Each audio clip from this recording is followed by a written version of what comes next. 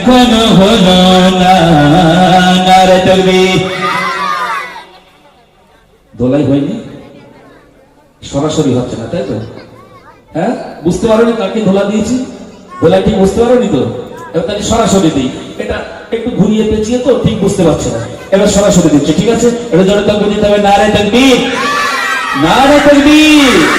যুগের নারী কেন শিল্পী হয়েছে, পর্দা ফরজ খোদা কোরআনে বলেছে।